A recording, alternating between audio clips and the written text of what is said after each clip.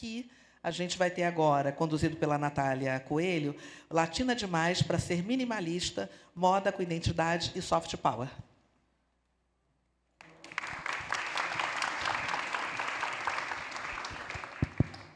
Olá, bom dia para todo mundo. Sejam mais uma vez bem-vindos. Eu sou a Natália Coelho, eu sou pesquisadora do Lab de Tendências aqui da Firjan IEL e da Casa Firjan. Para quem não conhece o nosso trabalho, a gente é um núcleo de pesquisa estratégica que existe aqui na Firjan, justamente para antecipar as principais tendências e temas que vão impactar as empresas e a sociedade. Então, a gente faz uma série de estudos, pesquisas, e aí quem tiver curiosidade e quiser acessar um pouco mais o nosso conteúdo, é só acessar pela plataforma da Casa Firjan. Mas, bom, queria dizer que eu estou muito feliz e grata de estar aqui hoje para mediar esse painel, uma responsabilidade grande também, né? Mediar o painel aqui de abertura desse evento, que está com uma programação super incrível.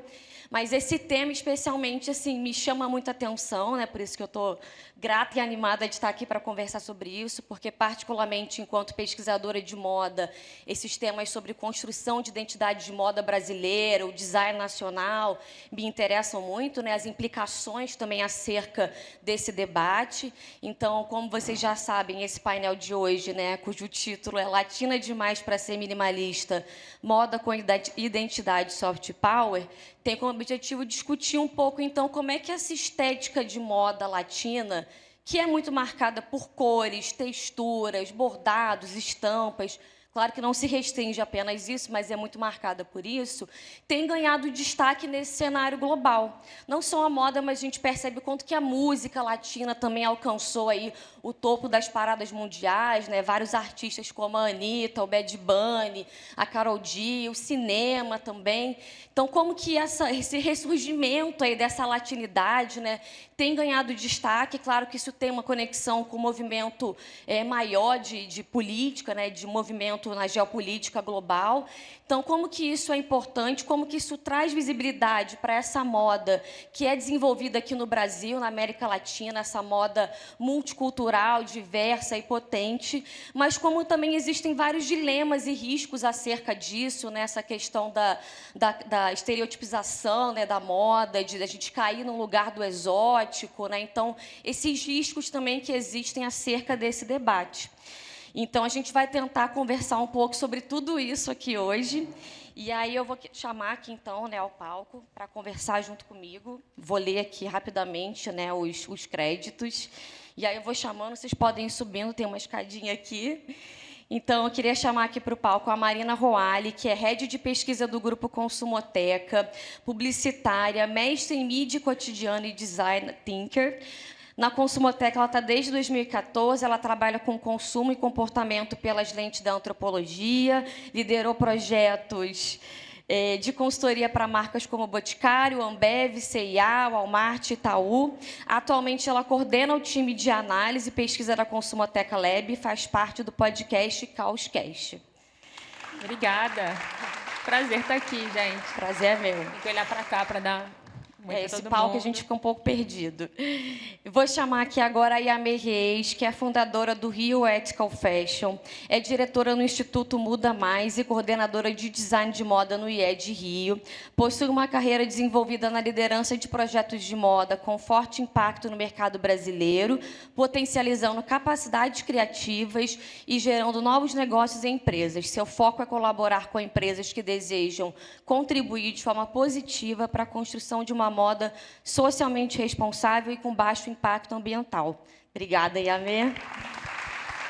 E agora, para a gente fechar aqui, né, eu vou chamar a Júlia Vidal, que é criadora da Escola de Moda Pluricultural Iaporanga, é consultora de criação e diversidade, moda e educação pluricultural decolonial, designer de moda, educadora e pesquisadora em etnias culturais brasileiras, doutoranda em design, mestre em relações étnico-raciais e pós-graduada em História África-Brasil, tem como propósito desenvolver marcas e produtos de moda e educação que valorizam a diversidade cultural brasileira.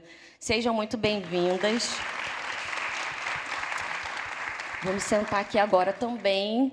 E, bom, a gente vai começar, então, fazendo algumas apresentações. Vou pedir, então, para a Marina começar. E aí depois a gente passa a palavra para a Yamê e a Júlia. E aí depois a gente vai ter um momento aqui de conversa, tá bom? À vontade. Tá ali.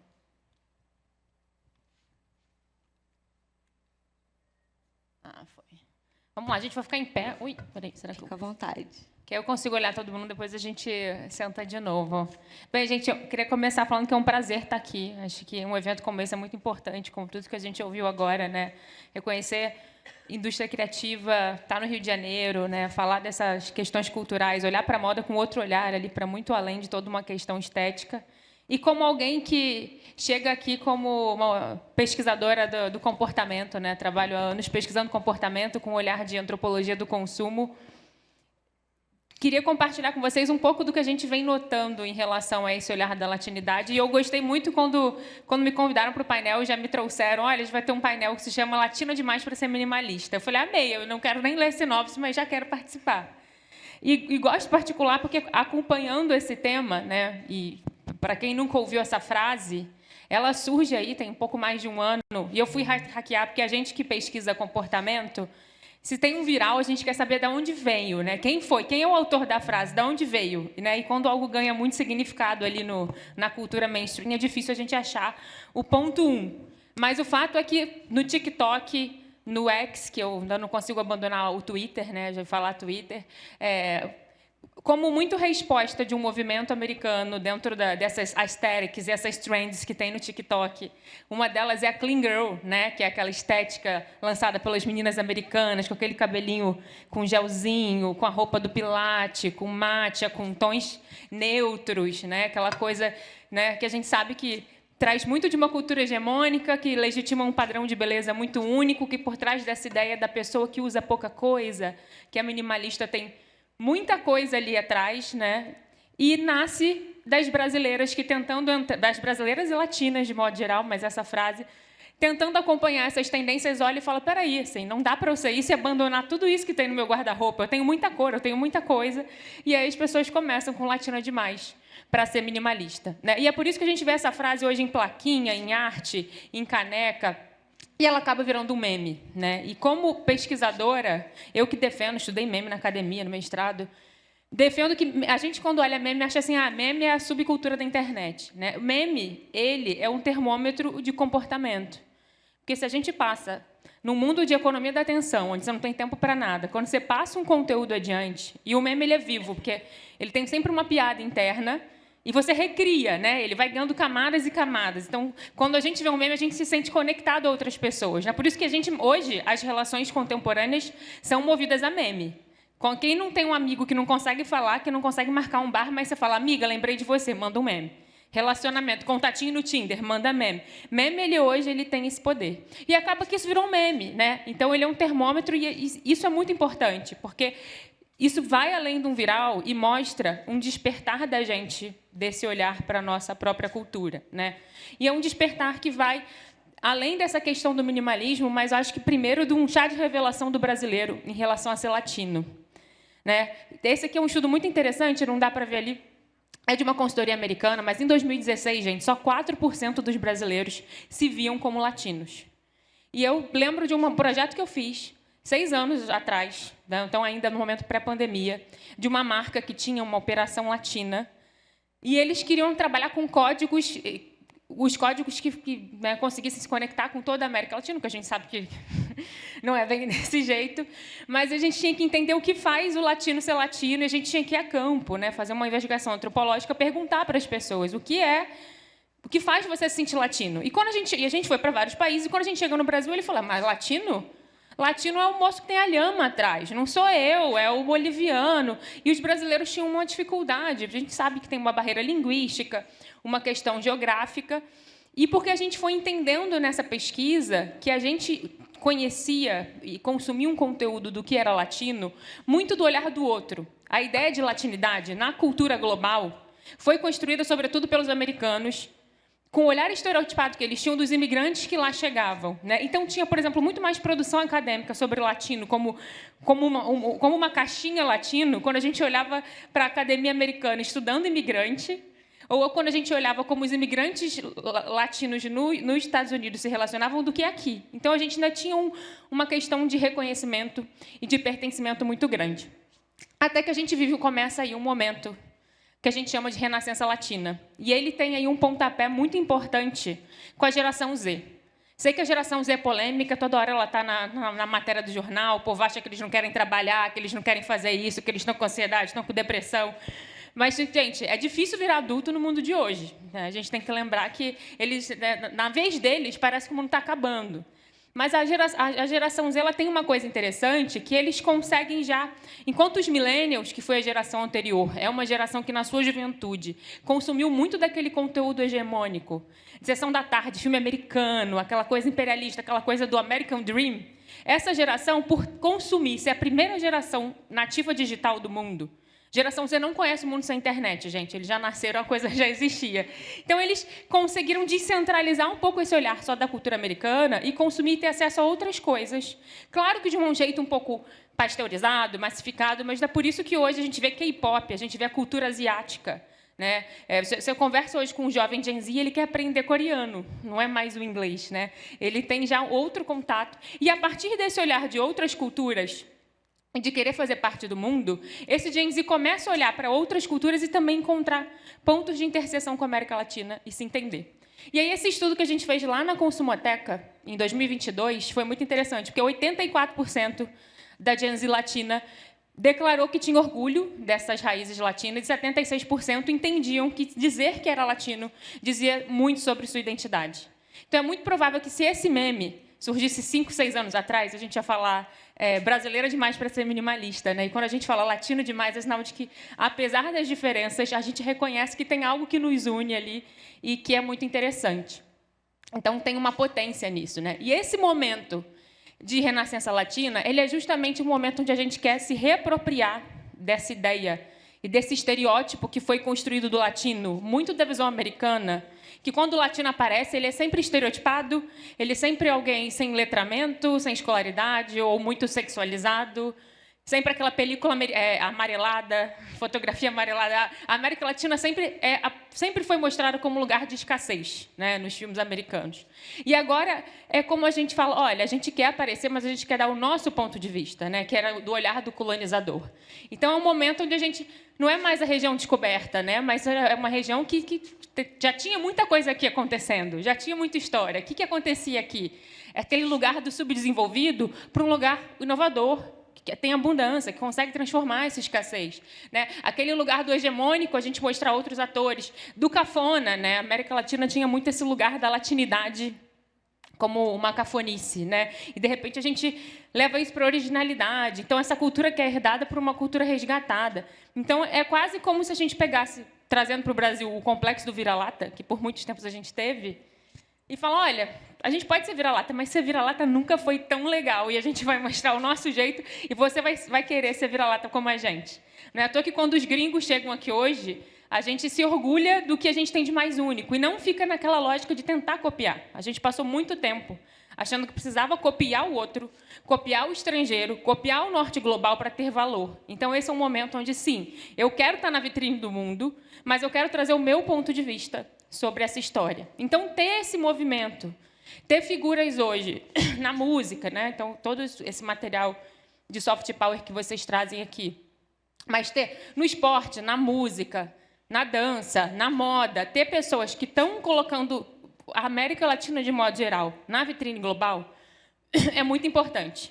Ainda que sejam pessoas que precisam fazer uma negociação com o mainstream, que a gente sabe que artistas como esses também têm uma crítica que, muitas vezes, eles precisam lançar mão de códigos, eles precisam jogar um jogo da indústria para chegar lá.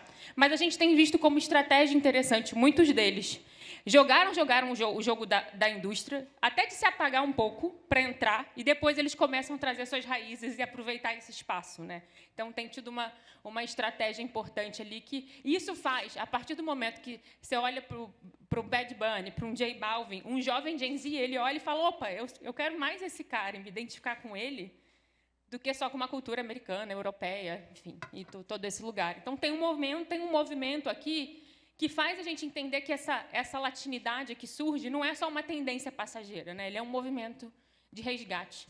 E aí a gente passa a abraçar nossa autenticidade.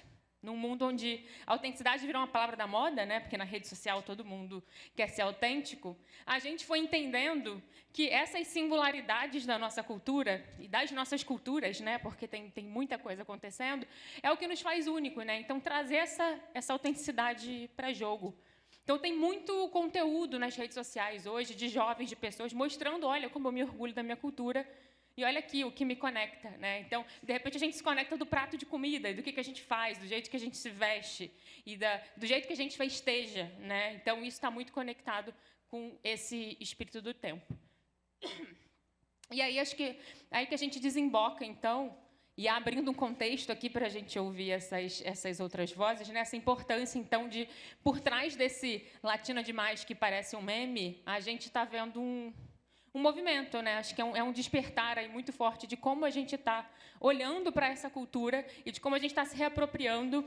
E aí eu acho que a gente não está apagando a nossa brasilidade, mas a gente está entendendo que quando ela se conecta a algo maior, que é a nossa latinidade, a gente juntos ganha muita força também, né? Então é um movimento que fala de moda, começa como uma recusa de pessoas e fala, olha, eu não quero copiar, eu quero lançar, mas acho que ele mostra que tem muito mais por vir aí, que eu acho que é o que a gente vai conversar aqui hoje. Obrigada, gente. Muito bom.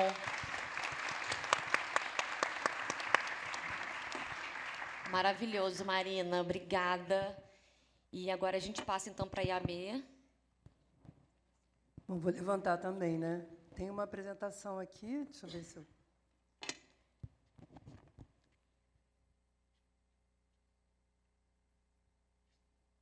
Quem é que está colocando a apresentação? Estão colocando.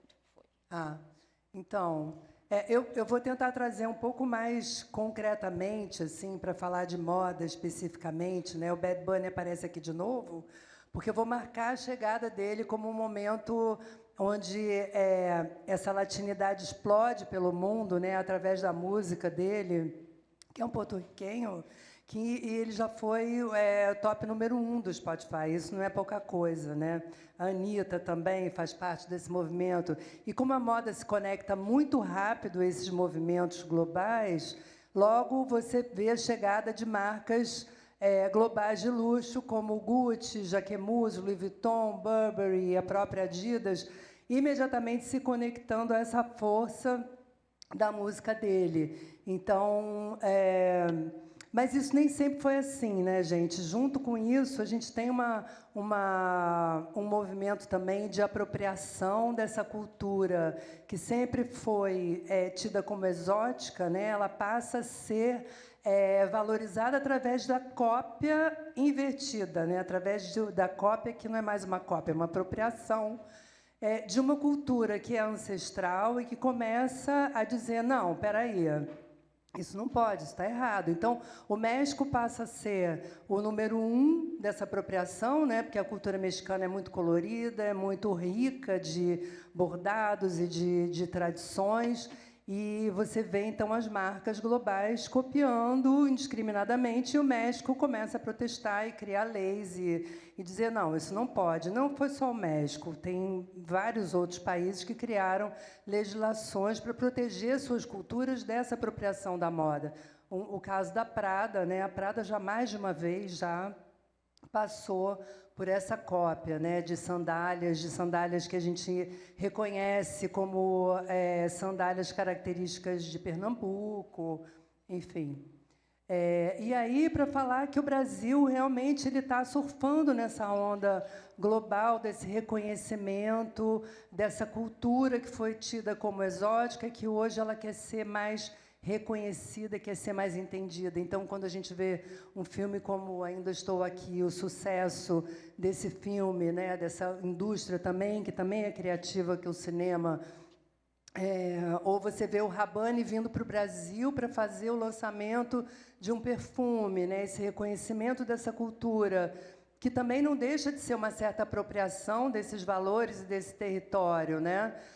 A Havaianas, quando vai para Copenhague para uma semana de moda que é tida como uma semana de moda pioneira na sustentabilidade, então ela vai em busca dessa conexão também global e cria um produto específico para aquela semana. Ou quando o World Shot Prize, né, que é o prêmio de sustentabilidade vem acontecer no Rio de Janeiro, né, na pré-COP. Então, são sinais de que realmente a gente está num momento muito especial de uma grande visibilidade, né, e como que a gente consegue aproveitar esse momento da melhor forma possível.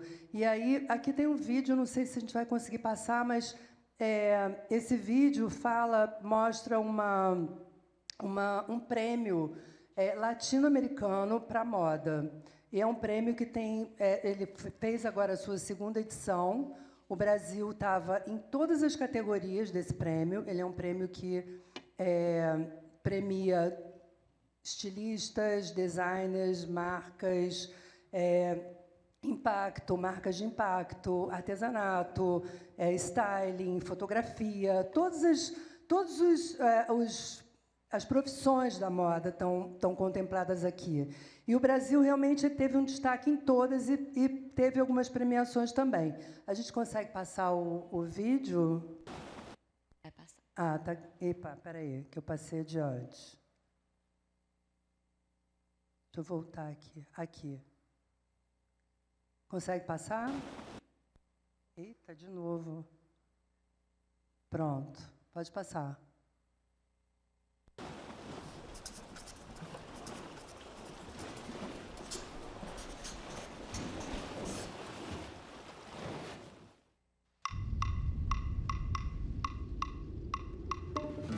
Soy Margarita, calor y sabor, una mezcla de rumba y sudor.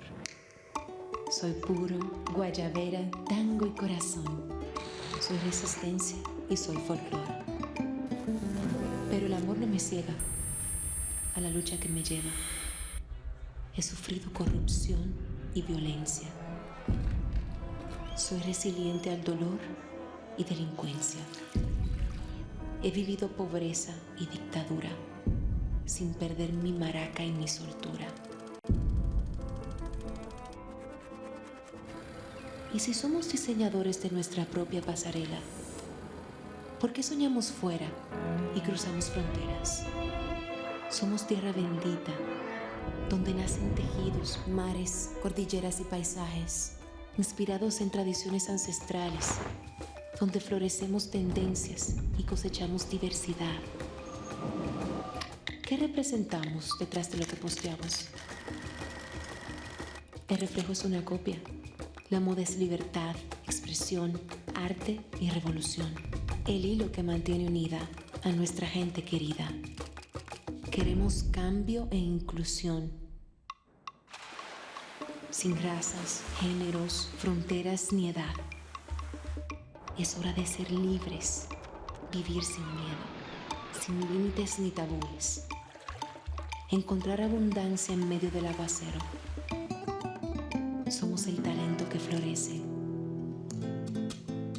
la moda que enriquece,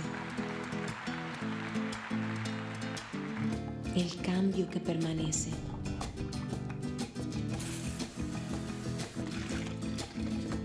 Es hora de brillar ante el mundo, celebrar, promover y empoderar a nuestra gente. Aclamemos nuestro talento. Aquí somos latinoamericanos.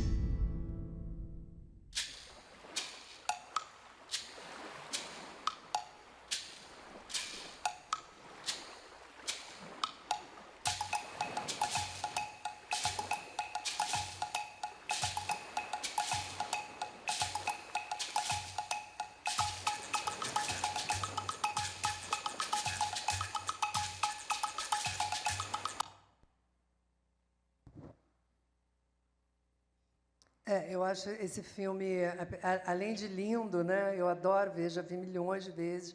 Eu acho que ele traz traz conceitos muito atuais sobre o que é essa latinidade, né? Então, eu gosto muito de perceber aqui somos talento, diversidade, somos artistas, somos irmãos, somos livres, falamos de inclusão, sustentabilidade, somos latino-americanos. Então, eu acho que isso é importante para a gente ter na cabeça. Esse prêmio ele foi criado por duas argentinas que moram na Itália, vivem em Milão há muitos anos, trabalham com moda, E elas tiveram essa sensibilidade de dizer, não é agora, é a nossa hora. Então, elas criaram esse prêmio, e aqui a gente vê... eu trouxe aqui em destaque os brasileiros. Muitos deles eu nunca nem tinha ouvido falar. Eles se inscreveram nesse prêmio, foram todos finalistas, alguns foram vencedores. E é uma estética muito particular, né? É uma estética que traz muita cor, traz muita riqueza de elementos, traz uma ancestralidade, traz muito bordado, traz sustentabilidade, né? Quando a gente vê ali a Belief sendo uma das finalistas, ou a Farm, tem uma diversidade ali, o Analimo, né, que é uma moda indígena. Então, é uma representação da nossa moda muito interessante no que ela tem de mais original. E aí, eu vou já trazer 2 exemplos para a gente de latinidade que eu considero bastante únicas e muito diferentes entre si, mas que representam esses valores de uma forma muito, muito completa, né? Uma delas é a Farm, que todo mundo conhece. As 2 são nascidas no Rio de Janeiro. Eu acho importante dizer isso, né? Que essa visibilidade global ela é dada por essas marcas cariocas, né? A maior delas é a Farm, com uma explosão global, né? Uma internacionalização muito forte, baseada nesses valores que a gente viu nessa estética, muito nessa estética da cor, da alegria, enfim, dos animais, da floresta, do verde, da nossa natureza, né? Das festas. E aí... aqui são 2 exemplos de estampas que a Farm fez. Inclusive, a Farm está lançando, por coincidência, essa estação ao verão, uma coleção latina, uma coleção sobre a América Latina. Então, ela já está... E a gente sabe, né, que esses temas de coleção eles vêm 2 anos antes. Então, lá em, sei lá, 2023, elas já estavam programando esse tema da latinidade.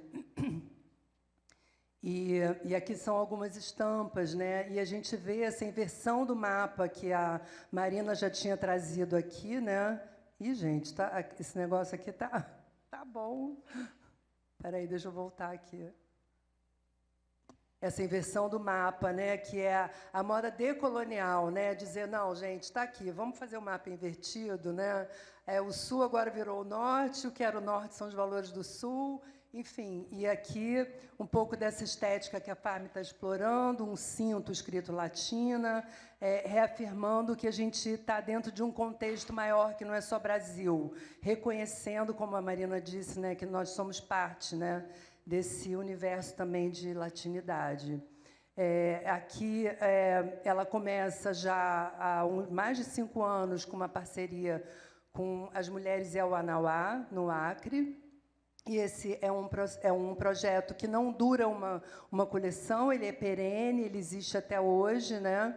Ela começa também um processo de regeneração das florestas, né? Com vamos plantar uma árvore por dia. Chegaram a 1 milhão alguns anos atrás. Também é um projeto perene, ele não parou. E aí a gente vem para o Rio de Janeiro recentemente. Eu falava, gente, novembro é um mês que está explodindo de coisa aqui nessa cidade, né? Mas lembrando que a COP30 e as COPs todas começaram no Rio de Janeiro. Isso é sempre importante falar, eu sempre gosto de lembrar, porque a gente esquece. Ele começou em 92, foi a primeira vez que se falou em sustentabilidade, que se falou na Conferência das Partes, e daí, então, no ano seguinte, se não me engano, ou alguns anos depois, começa a primeira COP em Berlim, na Alemanha. E hoje a gente tem a COP no Brasil, em Belém, que todos vocês acompanharam, mas também o prêmio do Earthshot Prize, né, que aconteceu também aqui no Museu do Amanhã, nesse espaço tão emblemático, que fala de futuro. Então, eu acho que a nossa cidade está muito... Ela tem essa vocação, eu sempre gosto de falar disso. A gente está pronto para explorar essa vocação do Rio de Janeiro de ecoar essa cultura brasileira, né? E a gente teve também, nessa pré-COP, um encontro da ONU, né, do Design for the Planet, que também juntou estilistas e e trabalhadores dessa indústria da moda para falar sobre sustentabilidade, sobre o que estão vendo para a moda do futuro. Isso também é bastante significativo. E aí eu vou falar agora da Osklen, que é uma marca que eu considero bastante brasileira, apesar dela ter uma linguagem também muito universal desde o seu nascimento. Ela não tem essa mesma estética da Farm, pelo contrário, ela tem uma estética mais limpa, mas ela usa muitos códigos da nossa cultura brasileira de uma forma diferente. Ela se internacionalizou no começo dos anos 2000, bem antes da Farm, né? Ela abriu loja em Lisboa, Nova York, desfilou muitas vezes na Semana de Moda de Nova York, na São Paulo Fashion Week também. O Oscar Metsavá é representante da Unesco, é um cara que fala muito fora do Brasil sobre sustentabilidade, sobre cultura brasileira, sobre preservação, sobre regeneração. E, desde o início da Osklen, ele traz esse tema, né? Eu me lembro dessa camiseta de 2007, falando sobre o Protocolo de Quioto. E a força da comunicação da moda, né? De um produto de moda que traz uma informação de que muita gente não sabia nem o que significava o Protocolo de Quioto. Foi a primeira vez que se falou em redução de emissões de gás de efeito estufa. Então, um assunto totalmente novo, mas que já estava lá em 2007. E agora, em 2025, então, ele edita as camisetas da COP. Né? Quantas camisetas venderam? Não sei, 100, 200, não importa. O que importa é que isso é uma força de comunicação muito grande da marca e que demonstra uma coerência, né? Demonstra uma coerência muito grande. Ele também vai lá para o Acre, para a cultura... como é que é o nome desse povo? Para os Axaninca, e faz também uma parceria que dura alguns anos, ela não dura até hoje, mas ela dura alguns anos com aquele território, com aquela etnia, estudando os tingimentos, as estampas, as tecelagens que eles faziam. Começa a trazer o pirarucu como um substituto do couro bovino, que é uma indústria que causa um dos maiores impactos, né, de emissão de gases de efeito estufa, que é a pecuária. Então, ele começa a substituir todo o couro da Osklen pelo couro residual da tilápia, do pirarucu, da Amazônia, viaja muitas vezes para lá. Então, de uma forma completamente diferente da Farm, ele também está trazendo elementos da cultura brasileira e da cultura latina, porque a Amazônia é latina, né, gente? A Amazônia não é do Brasil. A Amazônia está aí, a ministra da Colômbia lá defendendo a Amazônia da Colômbia. Então, estamos todos no mesmo território, estamos falando da mesma coisa. Então, eu considero que ele também fez uma leitura dessa latinidade diferente, mas não menos importante, né, do que a da Farm. E aí ele também edita várias coleções sobre Ipanema, também se apropriando do território onde ele nasceu, onde ele vive, levando essa cultura carioca para fora do Brasil, né? A Osklen, através do Instituto E, tem um projeto já há bastante tempo de preservação daquela restinga ali local, que é uma entrega bem importante que ele faz para a comunidade onde ele está. E é isso, assim, só para a gente finalizar aqui, para onde a gente está indo, né? Eu acho que tem uma latinidade que é brasileira, que se junta a uma brasilidade, e os elementos que estão conectados, os conceitos que estão conectados a isso são essa diversidade cultural e racial, que é um valor importante, que a gente deve ressaltar e se orgulhar, uma ancestralidade, o valor da floresta em pé, as manualidades e as tradições dessa cultura, o talento e a criatividade, a moda decolonial que a gente defende, a Júlia agora vai poder falar muito bem sobre isso, uma afrolatinidade, né? O que é essa cultura dos povos africanos da diáspora trouxeram e contribuíram para essa cultura latina, não só no Brasil, mas também na América Latina, e a contribuição dos povos originários. Então, eu acho que é isso, eu acho que é muito buscar essa latinidade, ela é uma busca por autenticidade, mas ela também tem que olhar para trás para construir o nosso futuro. É isso. Obrigada.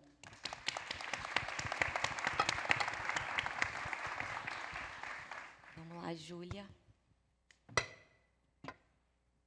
Aproveitando a deixa de olhar para trás, bom dia, Kwema Yandé, Caró. Isso tem tudo a ver, a gente fazer as nossas saudações ancestrais no Tupi, no Iorubá, tem tudo a ver com a minha trajetória. E eu vou vou fazer um pouco a minha apresentação falando também da minha trajetória, como que ela está imbricada nessa consciência, nessa mudança de consciência, né, na moda brasileira. Eu sou uma mulher de pele negra menos retinta, tenho uma estatura mediana, e a minha descrição de roupa eu vou fazer logo mais na apresentação. Eu estou há 20 anos na moda, em 2005 eu comecei com uma marca que se chamava Balaco, e depois, em 2000, enfim, bolinhas. Eu faço a transição para Júlia Vidal Etnias Culturais, então sempre abordando as histórias, como as expressões africanas e indígenas faziam parte, né, dessa identidade brasileira e deveriam fazer parte dessa dita moda brasileira. E foi interessante que, mesmo com toda uma trajetória que tinha muita exposição em mídia, enfim, eu já exportava para Córcega, na França, para alguns países, alguns lugares da Espanha, com, enfim, vários convites nacionais, com lojas expandindo. Eu, na seleção, a gente está falando aqui do minimalista demais, né? Do latina demais. Na seleção para as semanas de moda, eles disseram que a minha moda era muito maximalista e que ela não representava a moda brasileira, ela era uma moda nichada. Então, os meus maiores desfiles foram feitos fora do Brasil, que foi onde eu encontrei o espaço, em Londres, na Colômbia, e isso fala muito do que a moda, durante muito tempo, compreendeu, o que esse mercado compreendeu, o que era a moda brasileira, né? Da gente refletir o que é a moda brasileira. Nesse momento, ficou muito forte, né, para mim, essa alucinação, né, de identidade, essas questões que a gente tem de não compreender a nossa própria identidade e de entender que o Brasil não conhece o Brasil, né, que já diria Maurício Tapajós e Aldir Blanc, e que a gente eu precisava fazer essa mudança, né, de alguma forma. Enquanto designer de moda, eu comecei a adentrar, a impulsionar, né, eu enquanto pesquisadora e também aprofundar enquanto educadora. Então, as roupas que sempre contaram histórias não contadas, elas foram se transformando em livros, os livros foram se transformando em cursos. Desde 2017, estou com o IAME, no IED, e a gente vem fazendo uma mudança, construindo a marca IED Brasil, dou aula no Rio, em São Paulo, em diferentes design de moda, design gráfico, design, vários, enfim, no branding, e eu venho trazendo essa decolonialidade para dentro da formação. E eu entendi que a gente precisava também de um espaço ainda mais ampliado para essa formação, e por isso, em 2021, eu criei a Euaporanga, junto com, hoje, somos 25 mulheres, são professores de diferentes países africanos, latino-americanos, diferentes povos indígenas, e isso vai trazer uma formação, né, essa primeira formação de moda pluricultural, que vai trazer todo esse protagonismo, né, de pessoas negras e indígenas para construir essa formação de moda. E o que é a Euaporanga, beleza, né, no Tupi, no Iorubá, e o que a beleza é? Eu entendi, a gente está fundamentado, a beleza ela está fundamentada num saber encorpado, num saber encarnado. A beleza ela está fundamentada em visões de mundo, e essas visões de mundo elas estão totalmente conectadas com a ética, né? A ética e a funcionalidade. O que é belo precisa ser funcional para a sociedade e ela precisa ser bom para todos, né? Ela está conectada com o mundo natural, né? E com o sagrado. Então, natural porque vai para o território e traz o que é do território para dentro, né? Dessas tecnologias ancestrais que vão fazer, né, essa técnica, que vão contar essa história. Então, a beleza ela é essa manifestação do sagrado. Eu estou aqui com uma blusa vermelha, né? Com essa parte interna vermelha, que representa essa fala e essa conexão de fala com o sagrado, com o espiritual. Eu estou usando brincos que são de arara, de pena de arara. A pena de arara ela traz alegria, ela traz proteção. A maior parte aqui dessas penas são do guará, que é um pássaro da minha região ancestral. Eu sou filha de baiana, neta de paraense, nascida no Rio de Janeiro. Então, o manto tupinambá é feito com as penas de guará. E também trazendo aqui uma vestimenta que é feita a partir de reaproveitamento de tecidos da cadeia das minhas marcas, né, de moda, e trazendo um pouco da história do povo tupinambá, né, que vai falar dessa antropofagia. Então, a gente pensar também esse conceito de antropofagia, que vai dar novo sentido ao que foi descartado pela sociedade, que a gente vai encontrar a nossa força, né, no que, de repente, se perdeu, ou no fim do ciclo, porque a morte não é o fim, a morte é o começo, novamente, né? Então, essa imagem que fala de ancestralidade, ela também vai trazer essas cores muito fortes.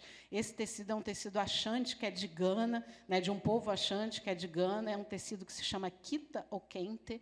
Ele vem trazendo, ele se tornou, em 1960, ele se torna o símbolo do pan-africanismo. Então, toda vez que a gente vê esse tecido em alguma região, em algum lugar fora de África, a gente sabe que tem africanos vivendo ali. Então, essa reconexão ela é feita imediatamente através do têxtil. Então, a gente está falando de uma ancestralidade que ela está totalmente imbricada no conceito de beleza, de representação, no conceito, né, nas culturas que estão nesse corpo que é território, né, que os povos indígenas trazem, nesse corpo que é terreiro, que o conceito do Luiz Rufino vai trazer como expressão dessa encarnação, né, de todas as culturas, dessa materialização dessa cultura, e essa imagem que é dos meninos rei, né, que faz parte de um movimento importante na moda brasileira, que foi um movimento de fazer uma pressão, a principal semana de moda da América Latina, e que vai buscar promover a racialização, o debate da racialização da moda. Então, essa provocação foi feita pelo Pretos na Moda e pelo vetor afro-indígena na moda, do qual eu fazia parte, e entram, a partir do Sankofa, que a Yamê termina falando, preciso olhar para trás para produzir, né, esse futuro. Sankofa quer dizer isso, né, que vem de um povo, que é o povo Akan, e que está em Gana, na Costa do Marfim, e Sankofa trouxe 7 estilistas como residentes fixos dessa semana de moda. Então, embora antes a gente tinha a Isa Silva fazendo já um importante trabalho dentro dessa semana de moda, e a gente já tinha a Ângela Brito ali, né, trazendo a moda africana também, esse grupo se amplia muito, e isso tem uma grande mudança, né, na mídia. As semanas de moda estavam com menos mídia, e aumenta muito, né, essa mídia, e em 2021 acontece todo esse movimento onde os afrodescendentes vão buscar se inserir nesse mainstream, querendo chegar nesses lugares de liderança, querendo fazer parte da mesa de negociação e provocando as mudanças necessárias. E, nesse mesmo ano, 2021, vai ser lançada a primeira semana de moda indígena. A Mostra Internacional Moda Indígena, que hoje tem também algumas edições que estão acontecendo em Londres, em Milão. Então, a gente vai vendo, em sequência da Moda Indígena, acontece a Amazon Poranga, todas duas em Manaus, né? E está chegando no Rio de Janeiro a primeira semana de moda indígena, que é a Indigenous Fashion Week Brasil, né? Teve uma prévia em fevereiro, vai chegar aqui no Rio de Janeiro. Ela está fazendo Dubai, está fazendo Suécia, e vai também se sediar aqui no Rio de Janeiro. Então, a gente vê aqui alguns estilistas que estão construindo, indígenas, que estão construindo esse lugar na moda, mas também com uma proposta coletiva e de manter o seu coletivo e o seu espaço como forma também de proteção, como forma desse reflorestamento que a gente quer fazer na moda, mas que o mainstream precisa aprender a fazer. E, por isso, não só se inserir, como os afrodescendentes estavam questionando, mas também criar o seu espaço de protagonismo, criar as suas próprias semanas, onde a gente vai ter essa autonomia, né? A gente foi trazido muito o mapa, né, do Joaquim Torres Garcia, aquele mapa da América invertida. Então, essa conversa, ela não vai vir de fora para dentro, né? Essa mudança não vai vir de fora para dentro. Essa mudança não vai vir pelos ícones Gabbana, Dior. Essa mudança, ela precisa acontecer pelos que ficaram na margem. Então, criar esses espaços de proteção e de protagonismo é fundamental. E aí as collabs, né, são as novas formas onde esse mercado está se fundamentando, né, e está fazendo as suas colaborações e está fazendo os seus modelos de negócio. E as colaborações, o Rio de Janeiro, né, a Iamê trouxe aqui a Rabanne, que fez esse lançamento na Rocinha. E, ao mesmo tempo que é interessante, né, o Rio de Janeiro é esse lugar turístico de também uma projeção internacional, então geram interesse essas comunidades, enfim, estão gerando interesses no nosso maximalismo, né? Então, do mesmo jeito que gera o interesse e esse global, esse jogo do global e do local precisa estar acontecendo e acontece através dessas colaborações, é uma expansão de mercado para o pequeno, né, que está se ampliando, chegando para o mundo. A Farm tem feito muito esse modelo. Eu sou consultora da Farm também há muitos anos e ajudei a construir a coleção Abiyala. A gente fez o letramento para as 40 lojas, né, trazendo a fundamentação e a conceituação do que é a América Latina a partir dos originários. E essas colaborações, elas precisam ser pensadas e vistas de uma forma muito delicada, né? Porque, no final, a gente precisa entender se essa distribuição de renda ela está chegando, se essa moda ela está fazendo essa transformação social, ou se é, mais uma vez, a manutenção, né, de poder e de privilégios em uma branquitude, seja brasileira ou internacional, né? Então, a gente precisa acompanhar e aprofundar essa forma de fazer moda em colaboração, em coletivo.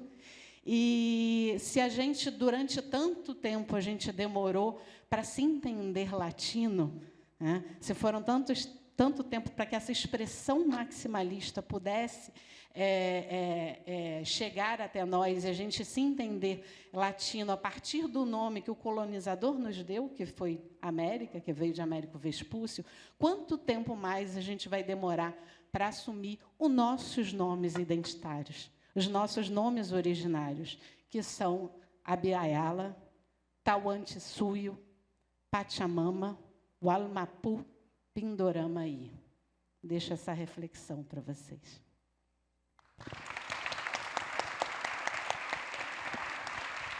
Muito bom. Bom, a gente está com o prazo super estourado, mas eu não posso sair daqui desse painel sem, pelo menos, passar por uma pergunta. Eu tinha tanta coisa para falar, mas...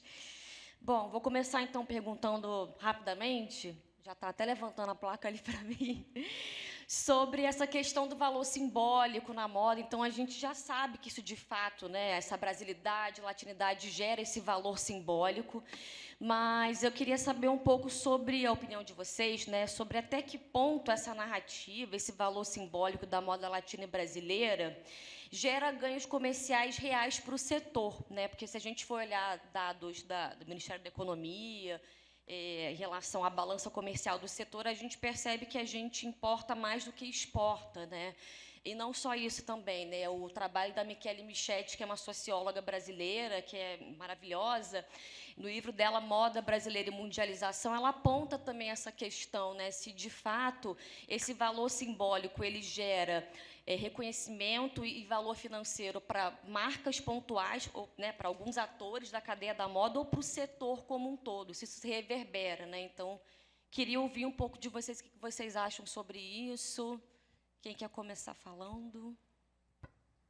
Eu acho que eu posso começar até mencionando um pouco o que a Cris falou na abertura aqui do painel sobre a Itália, né? Eu acho que é um case muito importante que a gente deve prestar atenção, porque eu acho que a gente está pronto para que uma política pública desenhe essa construção de internacionalização, né? Porque os valores estão aí. A gente tem excelentes produtos. A gente tem o Fashion Label, né, que é liderado pela Best, que são marcas, gente, excepcionais de produto. São marcas incríveis. Eu fiz uma consultoria com elas ano passado e fiquei muito impressionada com a qualidade do produto, a capacidade competitiva, mas, enquanto a gente não tiver um conceito, né, que una tudo isso, como um branding, como é o Made in Italy, que é o quê? É o belo e bem feito, né? Então, você afirma aquilo que a estética ela vem junto com um produto de qualidade, com identidade ancestral daquela cultura e com qualidade de produto diferenciado. Então, aquilo vai para a gastronomia, né? Cadê? Qualquer supermercado brasileiro está cheio de produto italiano.